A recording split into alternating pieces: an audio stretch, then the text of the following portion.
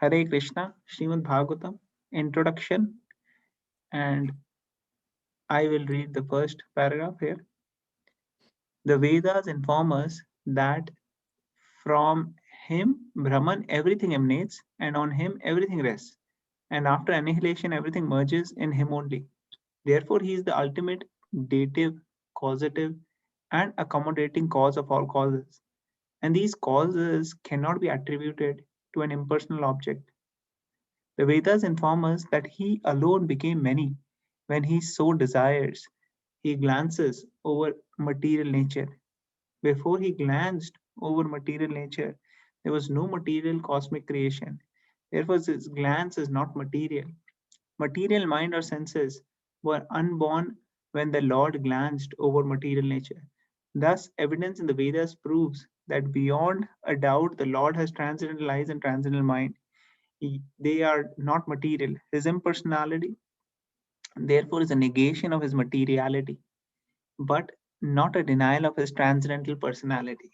Okay, so this language and the philosophy here may appear to be a little difficult to understand, but let's keep reading, and these things will make sense as we move forward in our reading of Srimad Bhagavatam, because it's essentially something which we have already discussed a few times, and then it has some other points which will be clear only when we go forward. So we will not spend too much time on discussing these, otherwise we won't be able to go forward.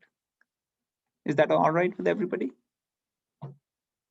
Yes, Prabhuji. I can read from And Brahman, those Prabhuji. devotees who want to know more about it, they can read this book, Teachings of Lord Chaitanya, and that will have more details regarding these points, and of course Chaitanya Charitamrita also. Yes, go ahead, Mataji. Okay, Prabhuji. Brahman ultimately refers to the personality of Godhead. Impersonal Brahman realization is just the negative conception of the mundane creation. Paramatma is the localized aspect of Brahman with all kinds of material bodies. Ultimately, the supreme Brahman realization is the realization of the personality of Godhead according to the evidence of the revealed scripture. He is the ultimate source of Vishnu Tattva. The Puranas are also supplementary to the Vedas. The Vedic mantras are too difficult for an ordinary man. Women, Shudras, and the so-called twice born higher castes are unable to penetrate into the sense of the Vedas.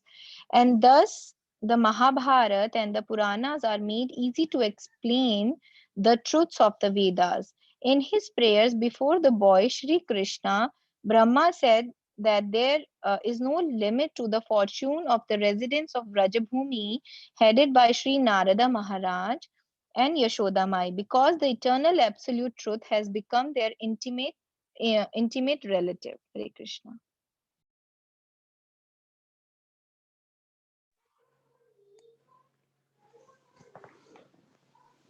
Thank you, Mataji, for reading. Anybody else would like to read now? Hare Krishna, can I read? Yes. The Vedic mantra maintains that the absolute truth has no legs and no hands, and yet goes faster than all and accepts everything that is offered to him in devotion. The latter statements definitely suggest the personal features of the Lord, although his hands and legs are distinguished from mundane hands and legs or other senses. Brahman, therefore, is never impersonal, but when such mantras are indirectly interpreted, it is wrongly thought that the absolute truth is impersonal. The absolute truth, personality of Godhead, is full of all opulences, and therefore he has a transcendental form full of full existence, knowledge, and bliss. How then can one establish that the absolute truth is impersonal?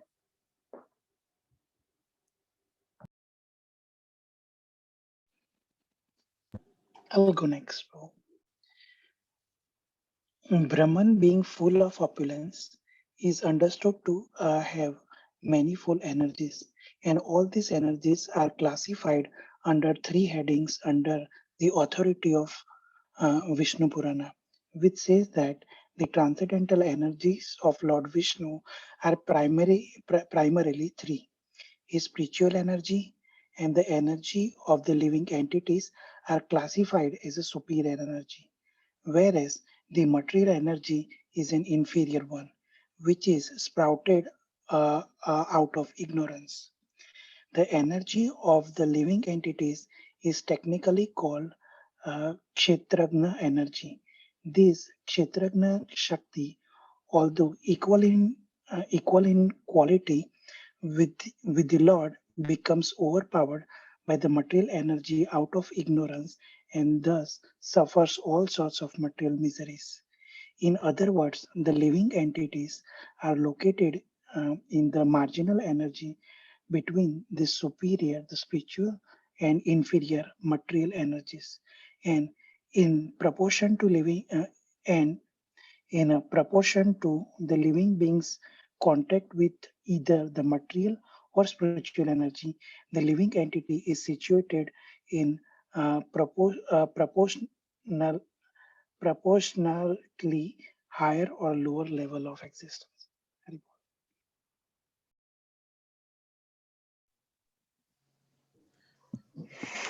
I can read, Prabhuji. Yes. The Lord is beyond the inferior and marginal energies as above mentioned, and his spiritual energy is manifested in three different phases as eternal existence, eternal bliss, and eternal knowledge. As far as eternal existence is concerned, it is conducted by the Sandhini potency. Similarly, bliss and knowledge are conducted by the Aladini and Sambit potencies, respectively. As the Supreme Energetic Lord, he is the supreme controller of the spiritual, marginal, and material energies. And all of these different types of energies are connected with the Lord in eternal devotional service. Hare Krishna. Roja, I can share if you want me to. Hare Krishna. Yes, Mataji, you can share. And I think it's probably worthwhile here. Prabhupada has spent a lot of time in discussing these topics. So if devotees want, we can have a discussion maybe about Lord's energies. Where did we start talking about Lord's energies?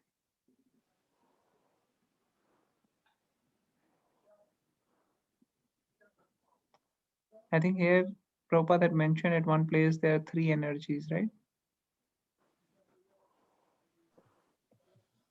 Yes, Prabhuji. Yeah. Okay, maybe Yes, we sir. can start from here. Brahman, being full of opulences, is understood to have manifold energies, and all these energies are classified under three headings under the authority of Vishnu Purana, which says the transcendental energies of Lord Vishnu are primarily three. Okay, the spiritual energy and the energy of the living entities are classified as superior energy, whereas the material energy is the inferior energy, which is sprouted out of ignorance. The next paragraph is saying the energy of living entities is technically called Kshetragna energy, Kshetragna Shakti. Although equal in quality with the Lord, it becomes overpowered by material energy out of ignorance and thus suffers all sorts of material miseries. Right? So, in other words, living entities are located in the marginal energy between the superior and inferior energies, and in proportion to the living beings contact with either the material or the spiritual energies, the living entity is situated in proportionately higher and lower level of existence. So whatever we read here, can somebody explain in 2 lines? Or summarize rather in 2 lines?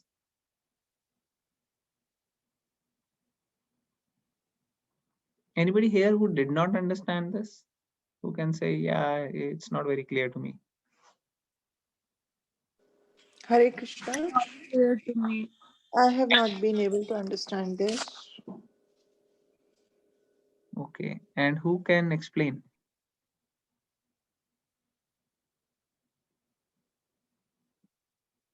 So here there are 3 energies basically which are mentioned. One is the energy of the external material world, right? And then one is the spiritual energy, and then one is the marginal, right? The marginal is the living entities, which can be in the in the spiritual world, it is our choice whether we want to be in the spiritual world or we want to be in contact with the material nature here. And essentially, those who are conditioned, they are going to be here in the material world. They have a choice to go to spiritual world, but right now they are in the material world.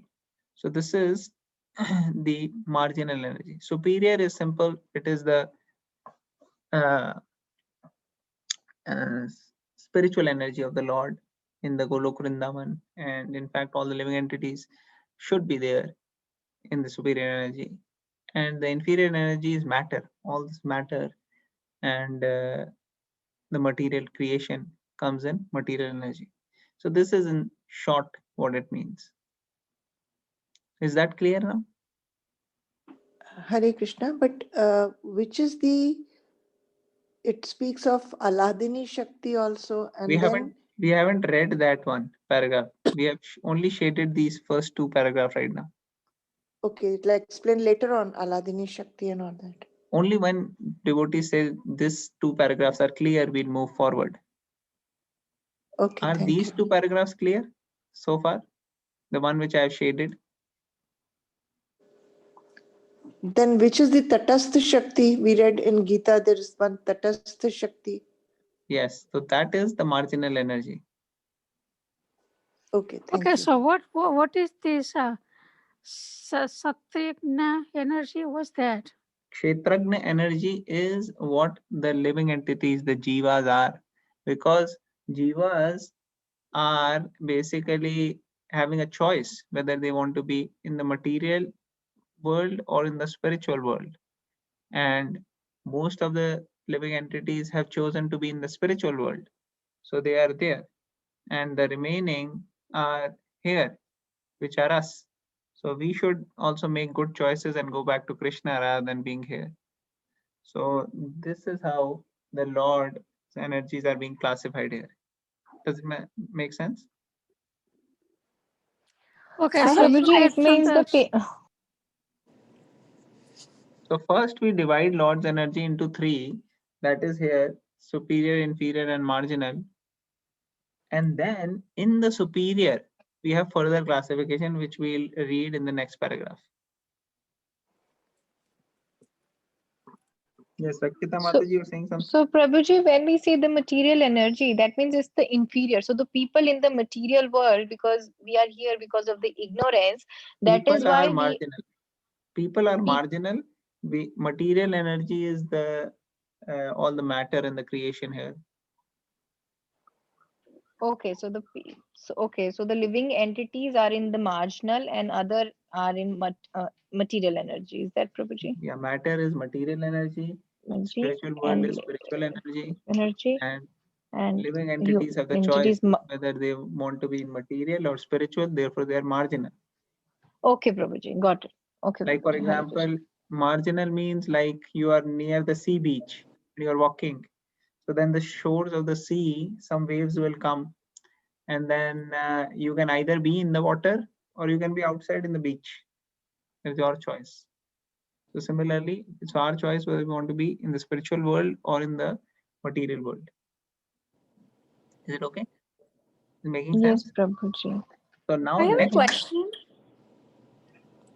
okay, So yes, Navya. here it says the Kshatriyajna Shakti, although equal in quality with the Yeah, Lord. exactly.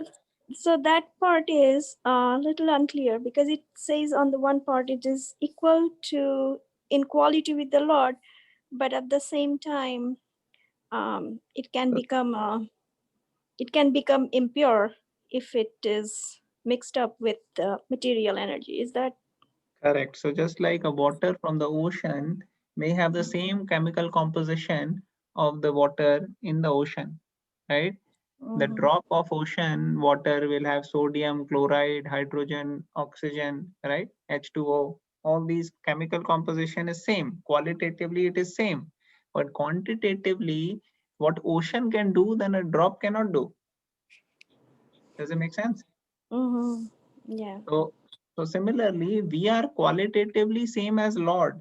Lord is pure, we are supposed to be pure. Lord is full of bliss, we are supposed to be full of bliss, right? Satchit Ananda, living entity is eternal, like Lord is eternal. Living entity has actually full of knowledge. We have all this knowledge of how to be in the spiritual world, but we are contaminated right now because of our choice of being with matter. So we have got contaminated because of association with modes of material nature, and that's why we need to make better choices.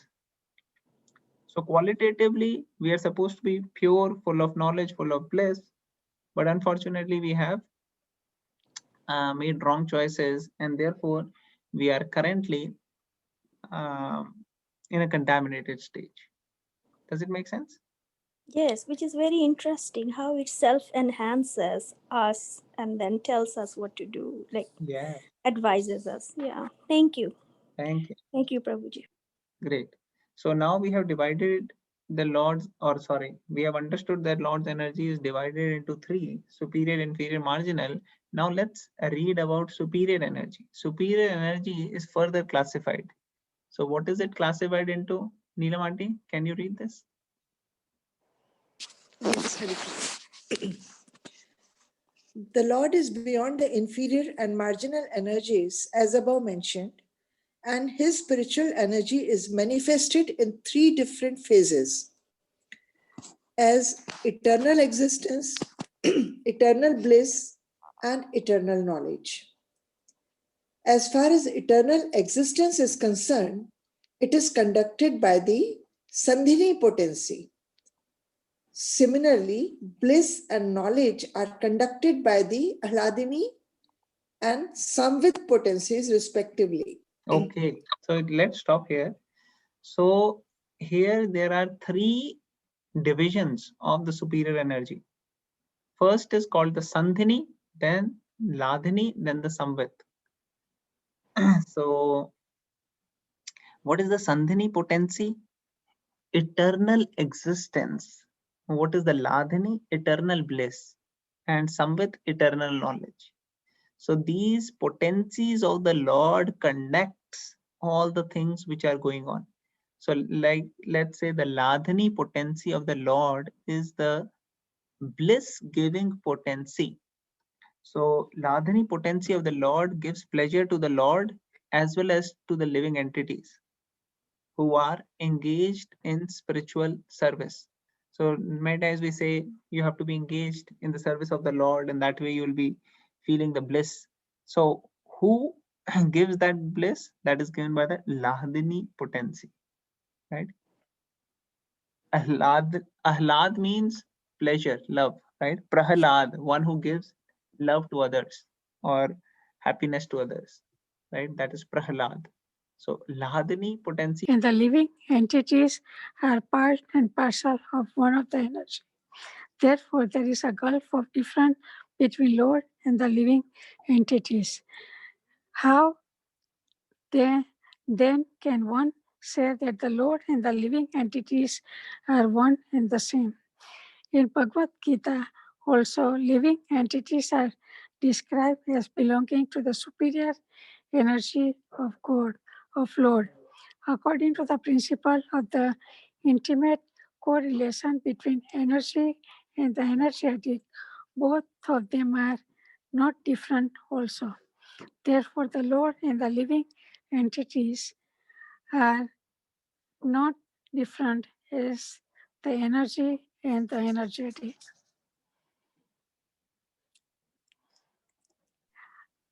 I guess you should explain it. Hare Krishna. Hare Okay, can Krishna. anybody explain this?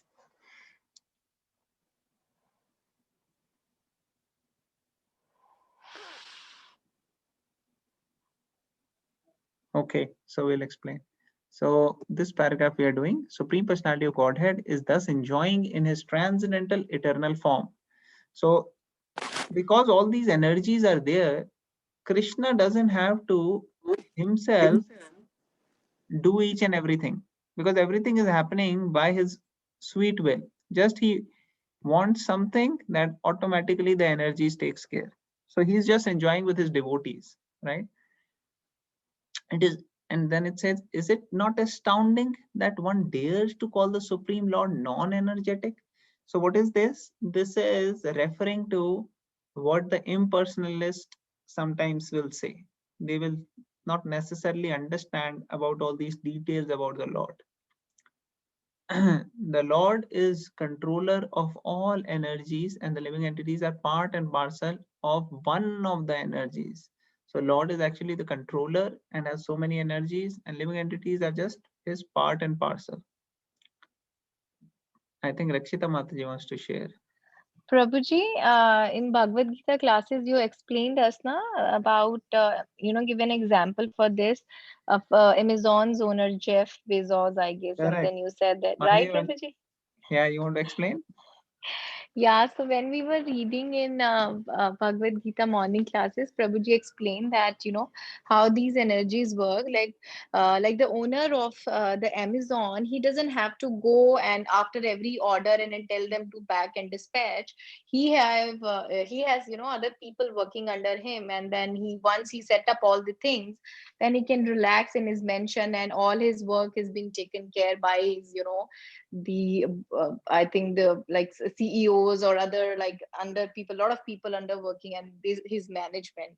So I think we can this example is Prabhuji actually gave this example regarding explaining the marginal and these other energies of Krishna. Prabhuji, मैंने सही बोला? Krishna. Yes, Mataji, very nice. Thank you. Thank you sharing. Okay. So like Lord doesn't have to do each and everything. It's just happening by his sweet will. So here it is said that the living entities are part and parcel of Krishna, and therefore there's a gulf of difference between Lord and the living entities. What ocean can do, the drop cannot do, right? Ocean is huge. So similarly, Lord is infinite, living entities are infinitesimal. How then can one say that the Lord and the living entities are one and the same? Now, there is a difference.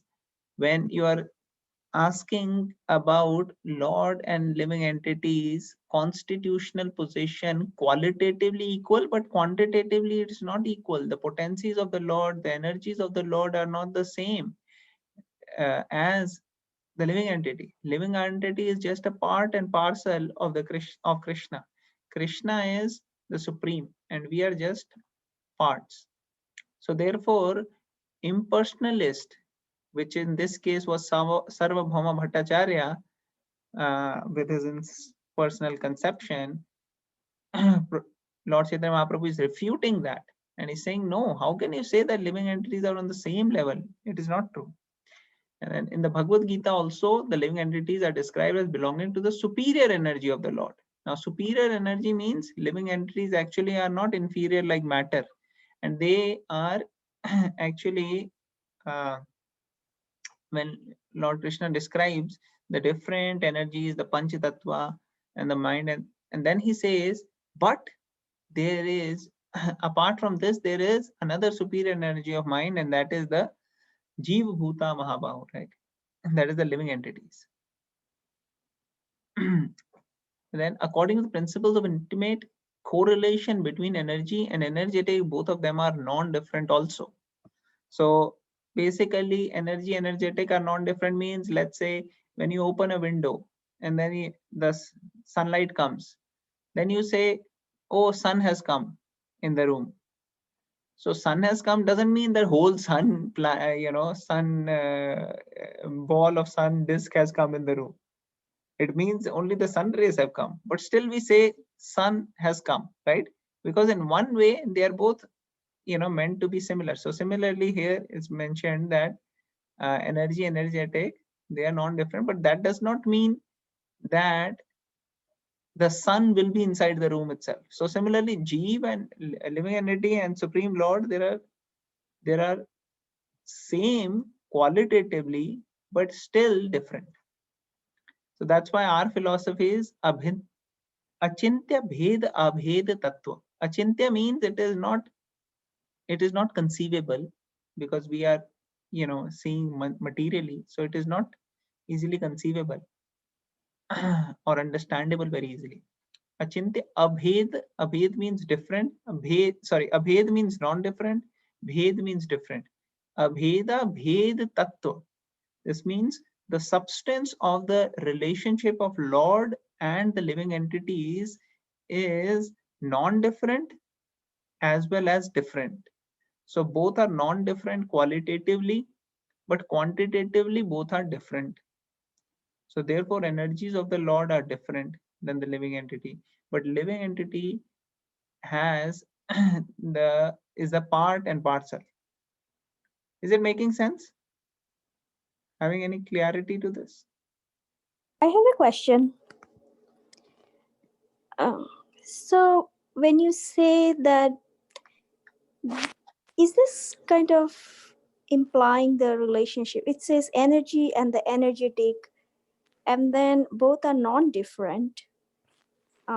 Therefore, they are non-different as the energy and the energetic. So is it bringing out the relationship of production, like one reproduces the other?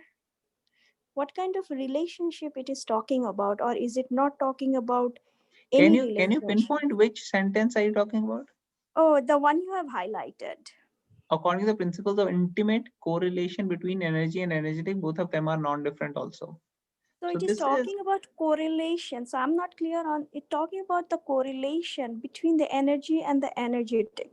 So then my thought is, so I'm no, don't thinking, dissect on this line. Just understand the essence here.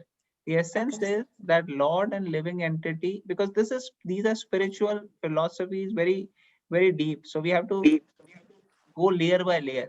So first layer at our level to understand is that Lord and living entities are same in certain ways and different in other ways, right? So how they are same is because Lord is Satchitananda, we are Satchitananda. Just like we talked about the quality, chemical composition of the ocean water and the drop of water from the ocean, the same quality. But then what ocean can do, the drop cannot do. Similarly, what Lord can do with his infinite energies, the living entity cannot do. So by saying the energy and energetic are non-different, the idea is that the example which I gave about the sun. Does it make sense? Mhm. Yeah. Thank you, So Prabhuji. yeah, these are little more philosophical, deep subjects. So when we read the Bhagavatam, then it will become more clearer. Mhm. So Because can right we in now we have short lot of material conceptions. So if we go layer by layer, it will become more and more clear. Yes, Neelaman. say that this is something like the cause and the effect? That Lord and his wish are the cause, and we, the material world, are the effect of his wish. Actually, that may not be completely true because the living entity, because God doesn't want to create the material world necessarily. It's us who have um given him a reason to create. So, of course, nothing happens without the sanction of the Lord. And like if there's a father and a mother in the house, they can control so many things. But if the child is necessarily crying and yelling and shouting to do something which is not necessarily favorable for him, then the parent sometimes might allow the child to do that, even though it's not necessarily their desire and wish, but they still compromise. So similarly, the Supreme Lord, he allows the living entities to make choices based upon the desire of the living entity. So the material world is created not necessarily because Lord was wanting it, but this is kind of a arrangement of the Lord where the living entities can their desires can be facilitated.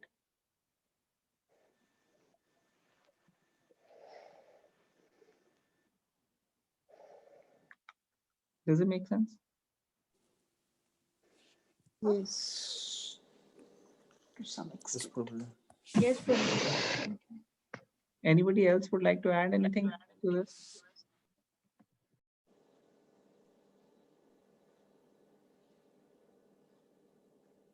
Actually, these topics will be more clear as we go forward, as we keep reading.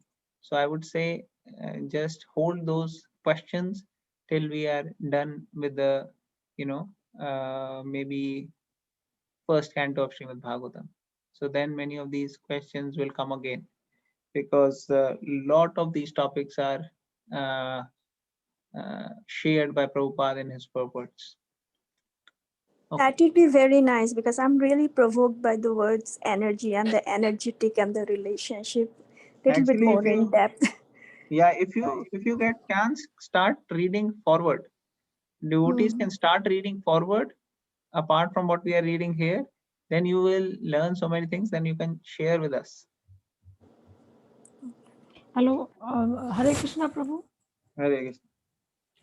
Prabhu energy and energetic का मतलब वो तो नहीं है शक्ति and Shaktimaan.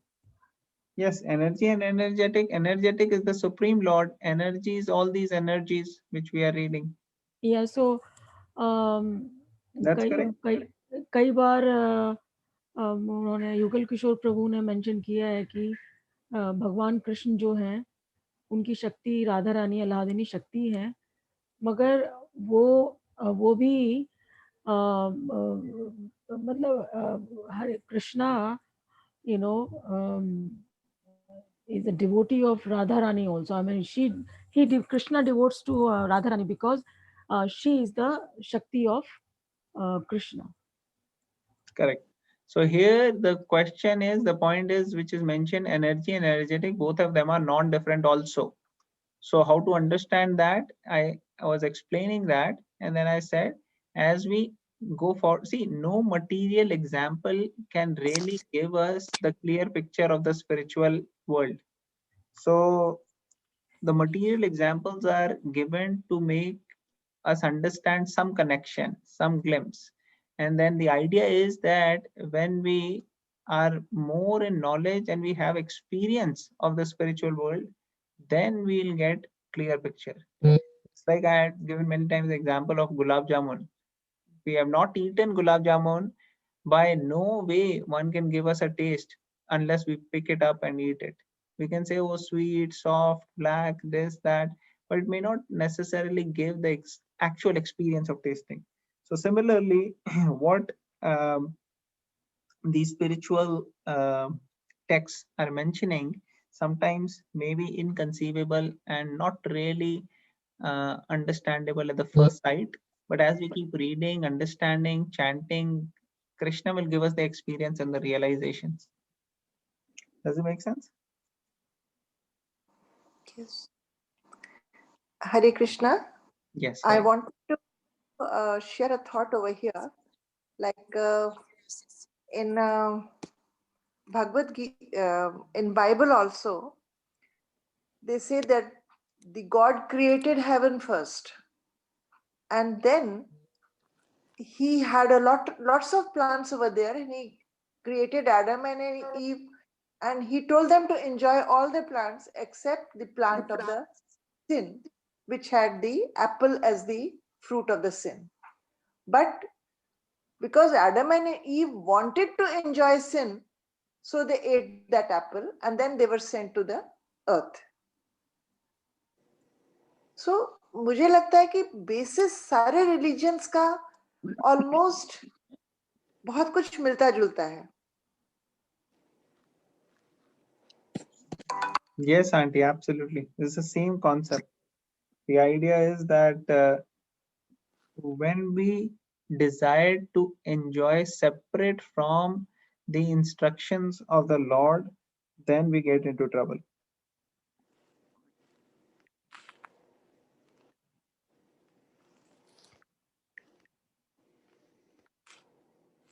All right. I think, auntie, last line is there if you want to read.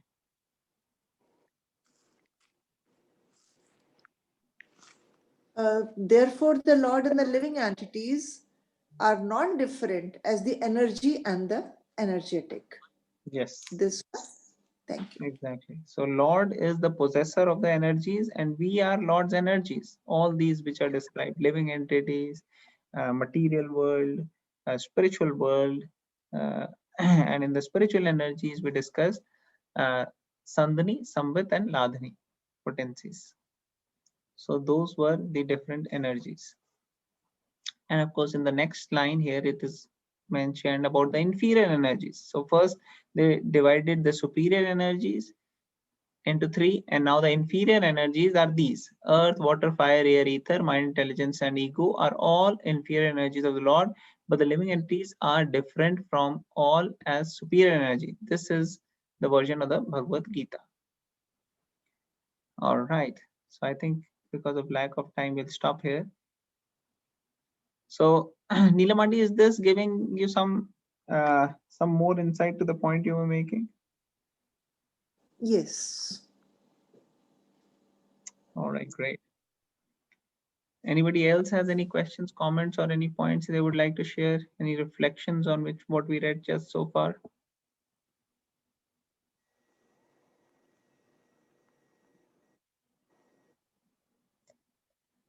All right, so in that case, we'll stop here. We'll start reading below this tomorrow. The transcendental form of the Lord. We'll start here and we'll end it. Thank you all the devotees for joining. Very, very grateful for your association. Vansha kalpatarubhyasya kripa sindhubhyaiva bhutanaam pavanebhyo vaishnavebhyo अनंत कोटि Shri वैष्णव Krishna वृंद Koti की Vaishnava जय। Vrinda ki jai. Srila Srila Prabhupada की Prabhupada ki जय। jai. Hare Krishna.